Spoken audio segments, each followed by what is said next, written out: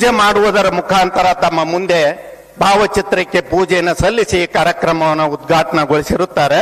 ಬಹುಶಃ ತಮಗಿರ್ಬಹುದು ಒಂದು ಪ್ರಶ್ನೆ ಏನು ಅಂತಂದ್ರೆ, ಯಾರು ಈ ಗಿರೀಶ, ಯಾಕೆ ಈತನ ಭಾವಚಿತ್ರ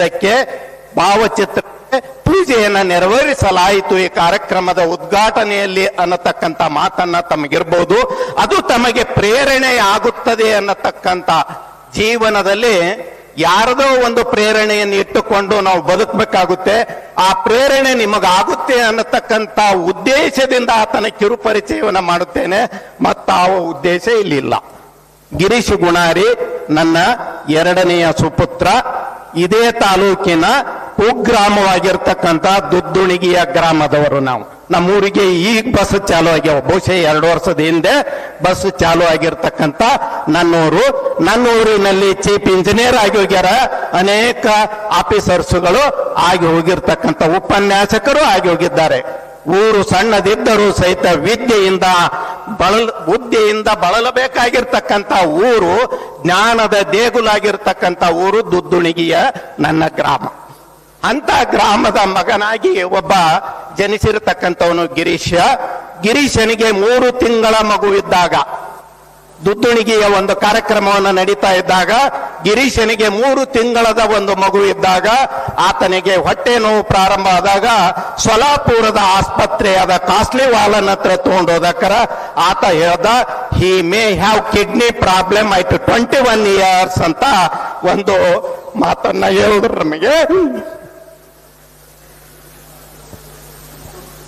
ಆ ಸಂದರ್ಭದಲ್ಲಿ ಆ ಎಲ್ಲ ನೋವನ್ನ ಸಹಿಸಿಕೊಂಡು ಇರ್ಲಿ, ನೋವಿನಲ್ಲಿ ಇರತಕ್ಕಂಥದ್ದು ಏನಿಲ್ಲ, ಎಂತಿಂತವ್ರು ಬಚೇಂದ್ರಿ ಪಾಲ್ ಅಂತವ್ರು ಕೈಕಾಲ ಎಲ್ಲವುಗಳನ್ನ ತೆಗೆದು ಹಾಕದ ಬಳಕನು ಬದುಕಿರ್ತಕ್ಕಂಥವ್ರು, ಇಂಥವ್ರ ಮಧ್ಯದಲ್ಲಿ ನನ್ನ ಮಗನಿಗೆ ಇನ್ನೂ ಏನೂ ಆಗಿಲ್ಲ. ಆದ್ರೂ ಸಹಿತ ಏನಾದ್ರೂ ಸಾಧ್ಯ ಇದೆ, ಏನಾದ್ರೂ ಮಾಡ್ಬೋದಾ, ಬೆಳೆಸ್ಬೋದಾ ಅಂತಕ್ಕಂಥ ಒಂದು ಉದ್ದೇಶವನ್ನ ಪತಿ ಪತ್ನಿಯರಲ್ಲಿ, ಅವರ ತಾಯಿ ಮತ್ತು ನನ್ನ ಹೆಂಡತಿಯಲ್ಲಿ ಮಾತ್ರ ಈ ವಿಷಯವನ್ನ ಬಿಟ್ಟು ಎಲ್ಲವನ್ನ ಮಗನಿಗೆ ಹೇಳಾರ್ದನೆ ಆತನನ್ನ ಬೆಳೆಸುತ್ತಾ ಬಂದೆವು. 7ನೇ ಇಯತ್ತಿಯಲ್ಲಿದ್ದಾಗ ಮಗನಿಗೆ ಏನಂತಂದ್ರೆ, ಮೂಕನಾಗಿ ಶಾಲೆಯಲ್ಲಿ ಒಂದೇ ಕಡೆ ಸ್ಥಿಮಿತವಾಗಿ ಕೂಡ್ತಾ ಇದ್ದ.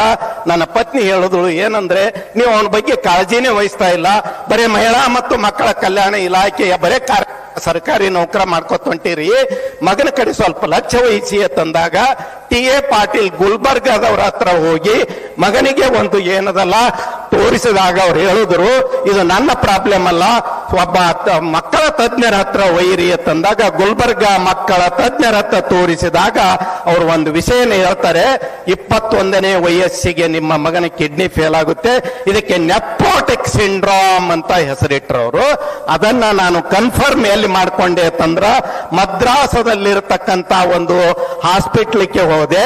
ಅಲ್ಲಿ ಬಯಾಪ್ಸಿ ಮಾಡುವುದರ ಮೂಲಕ ಅವ್ರು ನನಗೆ ಡಿಸಿಷನ್ ಕೊಟ್ಟರು, ಡಾಕ್ಟರ್ ಇನ್ವೆಸ್ಟಿಗೇಷನ್ ಮುಖಾಂತರ, ಹಿ ಮೇ ಹ್ಯಾವ್ ಕಿಡ್ನಿ ಪ್ರಾಬ್ಲಮ್ ಆಯ್ತು 21 ಇಯರ್ಸ್ ಅಂತ. ಇಂಥ ಮಗನಿಗೆ ನಾನು ಬೆಳೆಸಿರ್ತಕ್ಕಂಥ ಮಗನಿಗೆ ಶಿಕ್ಷಣವನ್ನ ಒಬ್ಬ ತಂದೆಯಾಗಿ ಶಿಕ್ಷಕನಾಗಿ ಶಿಕ್ಷಣವನ್ನ ಕೊಟ್ಟೆ. ನನ್ನ ಸರ್ಕಾರದ ಎಷ್ಟೋ ಕೆಲಸದ ಒತ್ತಡದಲ್ಲಿಯೂ ಸಹಿತ ನಾನು ಮಗನಿಗೆ ಒಳ್ಳೆಯ ಜ್ಞಾನವನ್ನು ನೀಡಿದೆ. ಮಗ SP ಕಾಲೇಜಿನಿಂದ 2ನೇ ಒಂದು ರ್ಯಾಂಕ್ ಅನ್ನ ನನ್ನ ಮಗ ಪಡೆದ. ಯಾವುದು SBR ದಲ್ಲಿದ್ದು, ಅವಾಗ SSLC ಉತ್ತೀರ್ಣ ಆದ. ಅದಕ್ಕಿಂತ ಮುಂಚೆ 9th ನಲ್ಲಿ ಓದುವಾಗ ನನ್ನ ಮಗನಿಗೆ ಕಣ್ಣ ಕಾಣದ ರೀತಿಯಲ್ಲಿತ್ತು. ಏನು ಓದಲಿಕ್ಕೆ ಸಾಧ್ಯನೇ ಇಲ್ಲ ಪಪ್ಪ, ನನಗೆ ನಾನು ಏನ್ ಮಾಡ್ಲಿಕ್ಕೆ ಸಾಧ್ಯ ತಂದ. ಓದ್ಬೇಕಲ್ಲಪ್ಪ ಹೇಗಾದ್ರು ಅಂತ ತಿಳ್ಕೊಂಡು ಜೋಶಿ ಅಂತ ಹುಬ್ಳಿಯಲ್ಲಿ ಇರ್ತಕ್ಕಂಥ ಜೋಶಿಯವರನ್ನ ಭೇಟಿಯಾದೆ. ಜೋಶಿ ಅಂದ್ರೆ ಫೇಮಸ್ ಡಾಕ್ಟರ್ ಇನ್ ಎಂಟೈರ್ ಉತ್ತರ ಕರ್ನಾಟಕ ರಿಗಾರ್ಡಿಂಗ್ ಐ ಸ್ಪೆಷಲಿಸ್ಟ್. ಅವ್ರ ಬಳಿ ಹೋದಾಕಾರ ಅವ್ರು ಹೇಳಿದ್ರು, ಏನೂ ಮಾಡಕ್ಕಾಗಲ್ಲ, ನರ್ವ್ ಪ್ರಾಬ್ಲಮ್ ಇದೆ, ಅದು ಏನಾದ್ರೂ ಆದ್ರ ಏನೂ ಮಾಡ್ಲಿಕ್ಕಿಲ್ಲ. ಆತ ಹೇಗೆ ಓದ್ಬೇಕು ಅಂತಂದ್ರ ನಿಮ್ಮಲ್ಲಿ ನಿಮ್ನ ದರ್ಪಣ ಅಂತ ಇದೆಯಲ್ಲ, ಆ ದರ್ಪಣಗಳನ್ನ ವಿಜ್ಞಾನದ ವಿದ್ಯಾರ್ಥಿಗಳಿದ್ದೀರಿ, ಆ ದರ್ಪಣಗಳನ್ನ ಇಟ್ಟು ಓದಬೇಕು ಅಂತ ಹೇಳಿದಾಗ ಅವಾಗ ನಾನು ಆ ಮಗನನ್ನ ಕರ್ಕೊಂಡು ಹೋಗಿ ನಾನು ಅಲ್ಲಿರ್ತಕ್ಕಂಥ 50 ವರ್ಷದ ಹಿಂದೆ ಸ್ಪೆಕ್ಟ್ ಅನ್ನ ಮಾರತಕ್ಕಂಥ ಒಬ್ಬ ವ್ಯಕ್ತಿ, ಸ್ಪೆಕ್ಟ್ ಮಾಡ್ತಕ್ಕಂಥದ್ದು ಒಬ್ಬ ವ್ಯಕ್ತಿ, ಆತನಲ್ಲಿ ಹೋಗಿ ದರ್ಪಣಗಳನ್ನು ತೆಗೆದುಕೊಳ್ಳಕ್ ಹೋದಕರ ಆತ ಹೇಳ್ದ ನನ್ನ ಮಗನು ಸಹಿತ ಐ ಸ್ಪೆಷಲಿಸ್ಟ್ ಅದನ್ರಿ, 50 ವರ್ಷ ನನಗೆ ಇದ್ರಾಗ ಅನುಭವ ಅದ, ಸ್ವಲ್ಪ ಮಗನಿಗೆ ನಿಮ್ಮ ಮಗನನ್ನ ನನ್ನ ಮಗನಿಗೆ ತೋರಿಸ್ರಿ ಅಂತಂದಾಕರ. ಅವಾಗ ಅವ್ರ ಆ ಮಗನನ್ನ ತೋರಿಸಿ ಒಂದು ಸ್ಪೆಕ್ಟ್ ಅನ್ನು ಕೊಡ್ತಾರೆ. ಆ ಸ್ಪೆಕ್ಟದ ಮುಖಾಂತರ ಓದಲಿಕ್ಕೆ ಚಾಲು ಮಾಡ್ತಾನೆ. PUCಯಲ್ಲಿ ಆತ ಏನದ SP ಕಾಲೇಜಿನಿಂದ ಉತ್ತಮವಾದ ಅಂಕಗಳನ್ನು ಪಡೆದುಕೊಂಡು ಮೈಸೂರು ಮೆಡಿಕಲ್ ಕಾಲೇಜಿನಲ್ಲಿ ಸ್ಟೇಟಿಗೆ 5ನೇ ರ್ಯಾಂಕ್ ಅನ್ನ ಪಡಿತಾನೆ.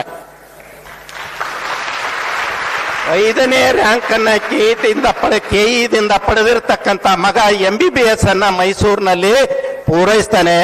2ನೇ ವರ್ಷ MBBS ಅನ್ನ ಓದುವಾಗ ಮಗನ ಕಿಡ್ನಿ ಫೇಲ್ ಆಗುತ್ತೆ. ಆ ಸಂದರ್ಭದಾಗ ಮಗನನ್ನ ಕೊಲಂಬಿಯಾ ಹಾಸ್ಪಿಟಲ್ದಲ್ಲಿ ನಾನು ಮಗನಿಗೆ ಒಯ್ದು ಆಪರೇಷನ್ ಮಾಡಬೇಕಾಗುತ್ತೆ. ನನ್ನ ಧರ್ಮ ಪತ್ನಿ ಮಹಾದೇವಿಯವರು ಕಿಡ್ನಿಯನ್ನ ದಾನ ಮಾಡುವುದರ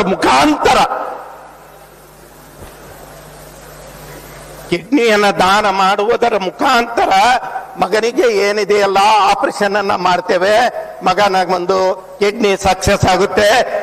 2ನೇ ವರ್ಷದ MBBS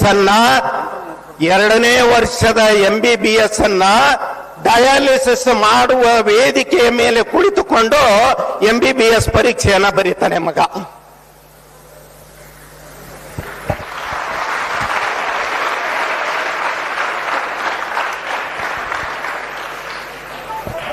ಹೀಗಿದ್ದಾಗ ಮುಂದೆ ಅದೇ ಮಗ ಮೈಸೂರು ಮೆಡಿಕಲ್ ಕಾಲೇಜಿನಲ್ಲಿ ಉನ್ನತವಾದ ಒಂದು ಜ್ಞಾನವನ್ನು ಪಡೆದು MBBS ಅನ್ನ ಮುಗಿಸ್ತಾನೆ. ಅವನ ಜೊತೆಯಲ್ಲಿ 25 ವಿದ್ಯಾರ್ಥಿಗಳು, ಅವರ ಸಂಘಟನೆ ಎಷ್ಟು ಅಂತಂದ್ರೆ 150 ವಿದ್ಯಾರ್ಥಿಗಳಲ್ಲಿ 25 ವಿದ್ಯಾರ್ಥಿಗಳು ಏನಿರ್ತವೆ ಅಂತಂದ್ರೆ ಒಂದೇ